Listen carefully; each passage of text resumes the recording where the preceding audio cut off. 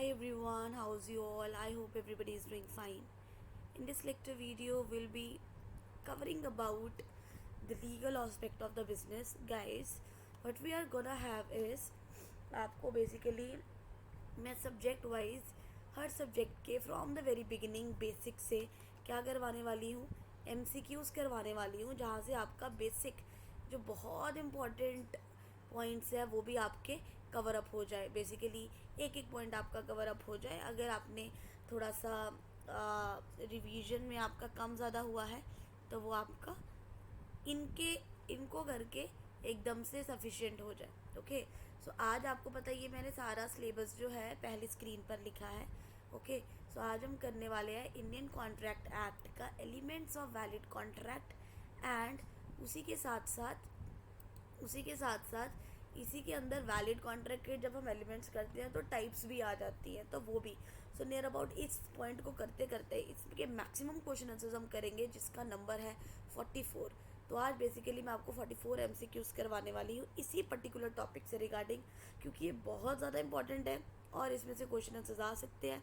So that आप इसमें पक्के हो जाओ from the very beginning basics. Okay, फिर एक एक करके सबके MCQs करेंगे topic wise.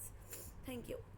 So first question है एग्रीमेंट इज डिफाइंड अंडर. आपको पता है एग्रीमेंट जो होता है वो होता है ऑफर प्लस एक्सेप्टेंस. बट जब हम उसमें लीगल चीज़ को जोड़ देते हैं, लीगल इन्फोर्सिबिलिटी को जोड़ देते हैं, फिर वो कॉन्ट्रैक्ट होता है ना. सो एग्रीमेंट जो होता है वो पहले आता है, कॉन्ट्रैक्ट बाद में आता है, क्योंकि एग्रीमेंट में लीगल इन्फोर्सिबिलिटी नहीं आती. एग्रीमेंट का मतलब होता है, फॉर एग्जांपल मैंने किसी को बोला क्या तुम मेरे घर पे बर्थडे पार्टी पर आओगी. अगला बंदा बोलता है यस. इसमें अब कुछ लीगैलिटी है ही नहीं, कोई कानून कुछ नहीं कर सकता अगर लेट्स सपोज आप बर्थडे पार्टी पर नहीं आए एंड ऑल. सो ये आएगा सेक्शन 2 सब सेक्शन. अब इस पर आपको ये याद रखना है, इसमें से ई पहले आता है कि एच पहले आता है. ABCDEFGHI, ठीक है जी. ABCDE पहले आया, एच बाद में आया ना. सो एग्रीमेंट भी पहले आता है, कॉन्ट्रैक्ट बाद में आता है, इसीलिए इसका सेक्शन क्या रहेगा, option number 1, that is section 2 sub section E. Okay, I hope that is clear to you, that is clear to all of you. तो इसे हम रिवाइज कर लेंगे. Okay, I hope. Next question पर चलते हैं. Next is contract. अभी आपको पता है जब हम एग्रीमेंट में लीगल इन्फोर्सिबिलिटी डालते हैं तो उसको हम क्या बोल देंगे, उसे हम बोल देंगे कॉन्ट्रैक्ट. अगर वो सेक्शन ई हमारा उसमें आता है ABCDEFGH, तो कॉन्ट्रैक्ट किसमें होगा, एच में, section 2 sub section H. Okay, देख लीजिए इसको, section 2 sub section H.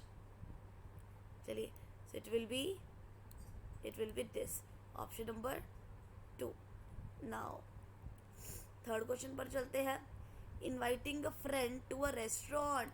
Late me tell you बच्चों, जब हम किसी फ्रेंड को रेस्टोरेंट में बुलाते हैं तो याद रखना दैट विल नेवर बी क्या कहते हैं, कॉन्ट्रैक्ट. क्यों कॉन्ट्रैक्ट नहीं होता, ये एक सोशल एग्रीमेंट है. So inviting a friend to a restaurant is, सबसे पहले ये एक एग्रीमेंट है. गलत है, नहीं गलत है, या ये थोड़ी है कि फ्रेंड को बुलाना ही गलत हो गया. सो ये वॉइड एग्रीमेंट नहीं से कहते, इसे हम एग्रीमेंट कहते हैं. कॉन्ट्रैक्ट क्यों नहीं बन सकता, क्योंकि मैम कॉन्ट्रैक्ट के लिए लीगल इन्फोर्सिबिलिटी की ज़रूरत होती है, और लीगल इन्फोर्सिबिलिटी यहाँ पर हो नहीं सकती क्योंकि ये एग्रीमेंट है. So that's why answer to this question is inviting a friend to a restaurant is none other than agreement. लिखते जाओ ऑप्शन नंबर 1.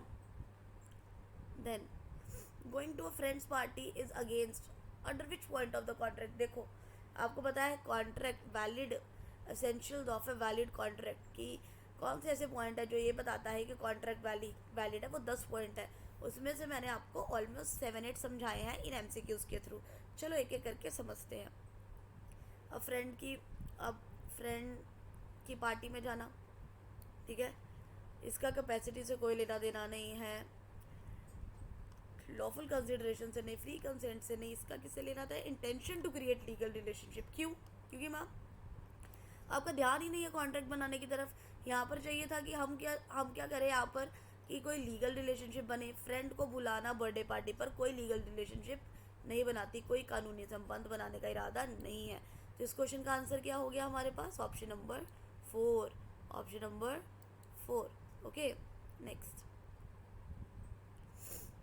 बिलो 18 साल, आप 18 साल के छोटे हो, आप अनसाउंड माइंड के, अनसाउंड माइंड होता है पागल, विकृत दिमाग, person disqualified from entering into a contract.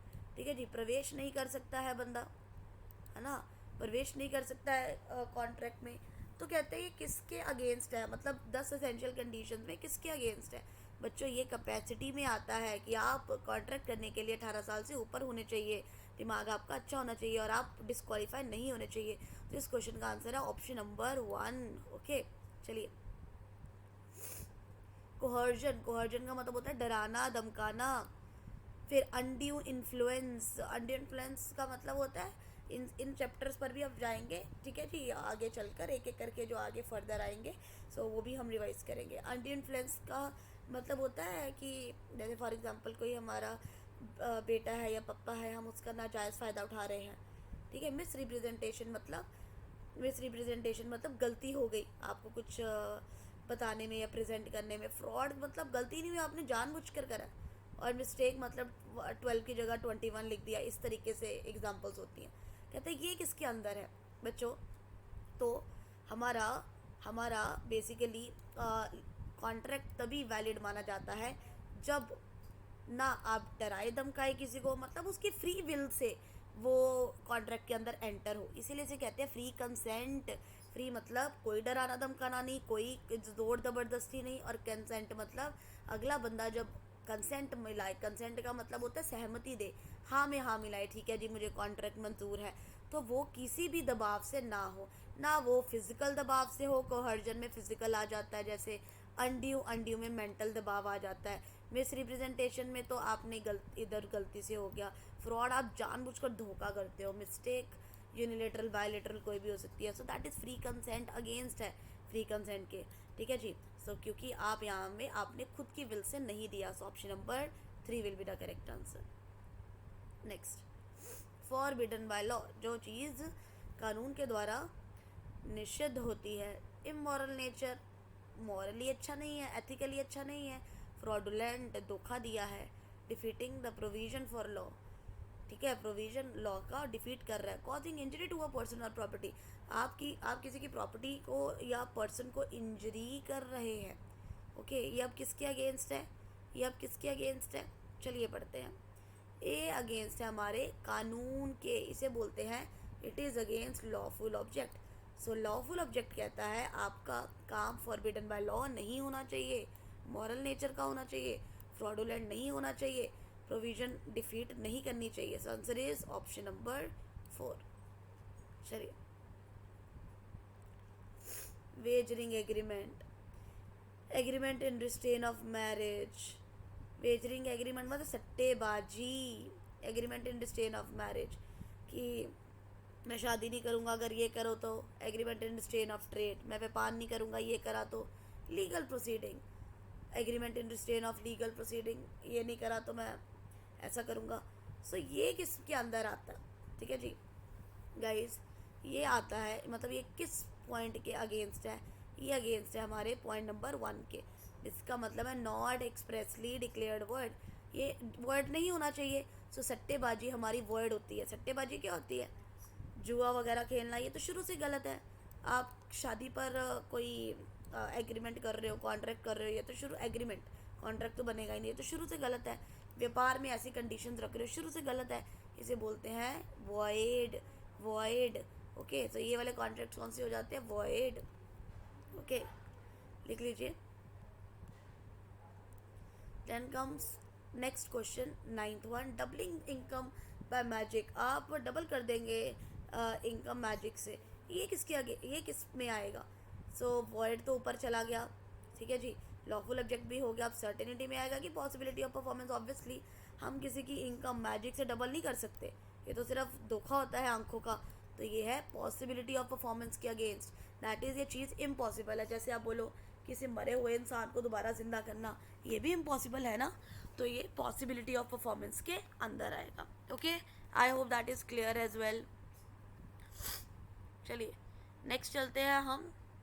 Cell 100 books to Y is against. मैंने बोला मैं 100 बुक्स बेचूंगी वाई को, पर कौन सी बुक्स बेचूंगी? मैथ्स की बेचूंगी, इकोनॉमिक्स की बेचूंगी, एनटीए की बेचूंगी, कौन सी बेचूंगी? इसमें आप कोई स्पष्ट नहीं है, निश्चितता नहीं है. Where there is no certainty, वो हमारा 10 essential valid elements of contracts में ये एक एलिमेंट में आता है जिसमें आप बोलते हो कि ये चीज़ सर्टन नहीं है, आप बताते नहीं हो.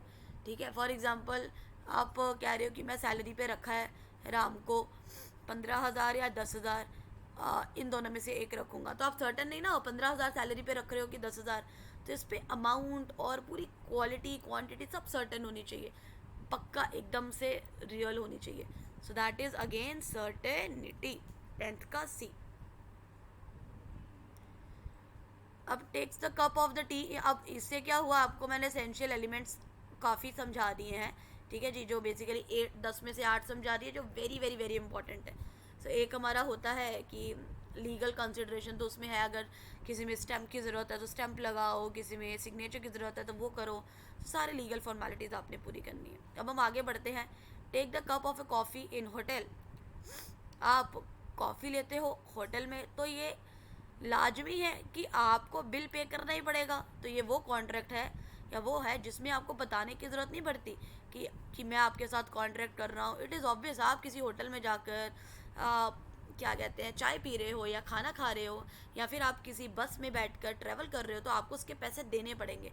सो ये कॉन्ट्रैक्ट होता है इम्प्लाइड. इम्प्लाइड का मतलब होता है निहित अनुबंध. ओके, लिख लीजिए. Next is leaving goods by mistake. आप गलती से अपने गुड्स किसी के घर पर छोड़ आते हो, तो उसमें कौन सा कॉन्ट्रैक्ट आएगा? Express, implied, quasi constructive, bilateral, unilateral. So मेरे बच्चों, मेरे प्यारे बच्चों, इसमें आएगा quasi constructive contract. Quasi contract और कंस्ट्रक्टिव कॉन्ट्रैक्ट ये कहता है कि हम हम चिंदी चोरी करके हम अमीर नहीं बन जाएंगे. मतलब हम किसी का 100 रुपये की चीज़ चोरी करके, इवन मैं कहती हूँ 500 की भी हो, 1000 की भी हो, हम उससे अमीर नहीं हो सकते. तो अगर लेट सपोज कोई गलती से आपके घर में कोई चीज़ छोड़ जाता है ना, तो आपका लाजमी ये करेक्टर है कि आपको उसे पे करना पड़ेगा. इसे हम बोलते हैं क्वाजी या कंस्ट्रक्टिव कॉन्ट्रैक्ट. मतलब आप खुद से एंटर नहीं होते हो कॉन्ट्रैक्ट में, पर मतलब कंडीशन ऐसी बन जाती है कि आप खुद ब खुद आ जाते हो उसमें. इसे बोलते हैं option number C, quasi constructive या अर्ध रचनात्मक अनुबंध. ओके, नेक्स्ट इज ऑरल और रिटन कॉन्ट्रैक्ट. अब ऑरल और रिटन का मतलब होता है हम एकदम से एक्सप्रेस कर रहे हैं, बता रहे हैं कि इस कॉन्ट्रैक्ट में ये होगा. ऑरली बता रहे हैं या रिटनली बता रहे हैं. तो जब हम अच्छे से एक्सप्रेस करते हैं, लिख कर या बोल कर, उसे बोलते हैं एक्सप्रेस कॉन्ट्रैक्ट. ओके, लिख लीजिए express contract. Next, one sided contracts का अंडर. वन साइडेड का मतलब होता है जिसमें एक ने अपना काम कर लिया, दूसरे को करना है. For example credit sale. एक ने आपको गुड्स दे दिए, लेट्स सपोज चॉकलेट दे दी. अब आपने बोला भैया कल पैसे दूंगे मैं. सो आपने अभी कॉन्ट्रैक्ट अपना करना है पूरा. इसका मतलब यूनिलेटरल. मतलब यूनी मतलब एक, लेटरल वर्ड बना है लेट से, कि एक बंदा लेट अपनी ड्यूटी करेगा. ड्यूटी क्या, पैसे वो लेट देगा ना. तो that is unilateral. Okay, one sided contract को यूनिलेटरल कॉन्ट्रैक्ट, एक तरफा कॉन्ट्रैक्ट भी कहते हैं.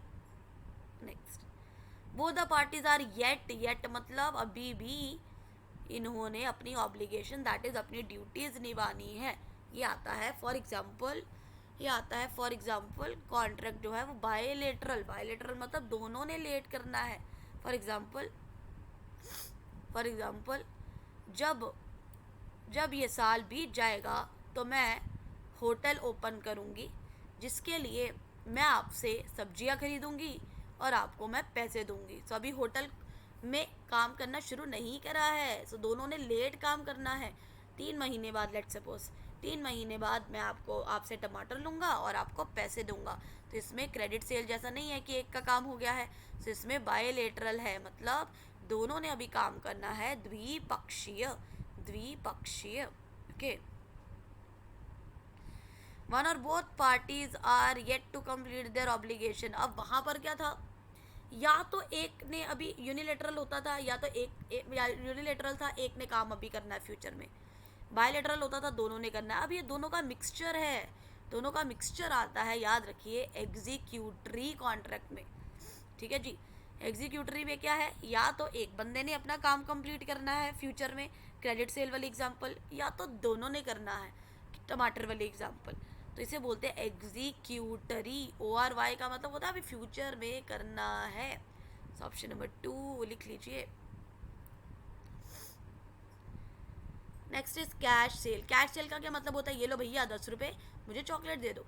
मतलब आपने अपना काम पूरा कर लिया है और सामने वाले ने भी अपना काम पूरा कर लिया है। इसे बोलते हैं एग्जीक्यूटेड। जब दोनों काम कर लेते हैं, दोनों अपनी ऑब्लिगेशन ख़त्म कर लेते हैं, उसे एग्जीक्यूटेड कॉन्ट्रैक्ट कहते हैं। Then comes contract with minor comes under. Minor के साथ कॉन्ट्रैक्ट करना शुरू से ही गलत है, और कॉन्ट्रैक्ट तो होता ही नहीं है माइनर के साथ, तो अभी एग्रीमेंट बना क्योंकि शुरू से ही गलत है। सो इसके लिए वर्ड और कॉन्ट्रैक्ट भी नहीं यूज़ होगा, एग्रीमेंट यूज़ होगा। उस एग्रीमेंट को बोलते हैं वर्ड एग्रीमेंट, जिसका एक और डिटेल में अगर हम बोले तो वर्ड एब इनिशियो, VOID AB, अब INITIO, इनिशियो। इनिशियो का मतलब है स्टार्टिंग से जो चीज़ गलत हो। सो माइनर के साथ एग्रीमेंट करा आपने, ये शुरू से ही गलत है, वो कॉन्ट्रैक्ट कभी बन ही नहीं सकता क्योंकि लिखा हुआ है। तो word agreement. Subsequent impossibility comes under. Subsequent impossibility मतलब जो चीज़ आज तो वैलिड है बट फ्यूचर में बाद में इनवैलिड हो जाती है। फॉर एग्जांपल कि आज तो हम लेट्स सपोज चाइना के साथ डील कर रहे हैं, या पहले हम यूक्रेन के साथ भी हमारा तेल वगैरह या कुछ आता था, पर फ्यूचर मतलब थोड़े टाइम के बाद क्या हुआ, यूक्रेन के साथ हमारी सेल परचेज बंद हो गई। तो जो चीज़ पहले वैलिड होती है बाद में इनवैलिड हो जाती है, उसे हम वॉइड कॉन्ट्रैक्ट कहते हैं। और जो चीज़ शुरू से ही गलत होती है, जैसे जैसे माइनर के साथ कॉन्ट्रैक्ट करना, या फिर हम कह सकते हैं फ्रेंड को बर्थडे पार्टी पर बुलाना, या फिर सर्टेनिटी ही नहीं थी आपके उसमें, जैसे 10 एसेंशियल एलिमेंट्स के जो पॉइंट होते हैं वो शुरू से ही गलत होते हैं। वर्ड कॉन्ट्रैक्ट होता है जो पहले सही हो बाद में गलत हो जाए। जैसे चाइना के साथ पहले हम लाइट्स वगैरह लेते थे बट अब बंद हो चुका है, चाइनीज़ लाइट्स आर बैंड। सो इसे बोलेंगे सब्सिक्वेंट इम्पॉसिबिलिटी, मतलब जो बाद में इम्पॉसिबल होता है, we call it void contract. Okay, then comes technical defects come अंदर। टेक्निकल डिफेक्ट्स किसके अंदर आते हैं, टेक्निकल डिफेक्ट याद रखना। टेक्निकल डिफेक्ट्स की भी एक हमारी, जैसे टेक्निकल डिफेक्ट्स हो गया ना, मैंने स्टैम्प में अलीशा महाजन लिखना था, गलती से महाजन में मैंने डबल ए डाल दिया महाजन के स्पेलिंग में, तो टेक्निकल डिफेक्ट है कि मतलब थोड़ी देर में ठीक हो जाता है फिर वैलिड बन जाता है। तो जो चीज़ थोड़ी देर के लिए इनवैलिड होता है बाद में डिफेक्ट ठीक करने के बाद दोबारा से वैलिड हो जाता है, वो इसमें से कुछ भी नहीं है। एग्जीक्यूटेड, एग्जीक्यूटरी सब हमने कर लिया, इसे बोलते हैं अनएनफोर्सेबल, है ना। और एग्जीक्यूटरी क्या होता है, वैलिड कॉन्ट्रैक्ट क्या होता है, जो 10 के 10 एसेंशियल एलिमेंट्स को फुलफिल करता है। वेजरिंग एग्रीमेंट, सट्टेबाजी। सट्टेबाजी क्या होती है, सट्टेबाजी क्या इलीगल है, इलीगल को हम अनलॉफुल भी कहते हैं। नहीं मैम, सट्टेबाजी इलीगल नहीं है बट गलत है, शुरू से गलत है, तो इसे हम बोलेंगे वॉइड एग्रीमेंट, शून्य समझौता, लिख लीजिए। बाकी के 22 MCQs इस वाले पार्ट के हम नेक्स्ट वीडियो में करेंगे। Thank you so much, I hope you have revised a lot, learned a lot, and मुझे कमेंट्स में बताना अगर आपको 1 से लेकर 22 में किसी भी क्वेश्चन में प्रॉब्लम है तो हम इसे फिर डिस्कस करेंगे। Thank you guys, bye bye, see you.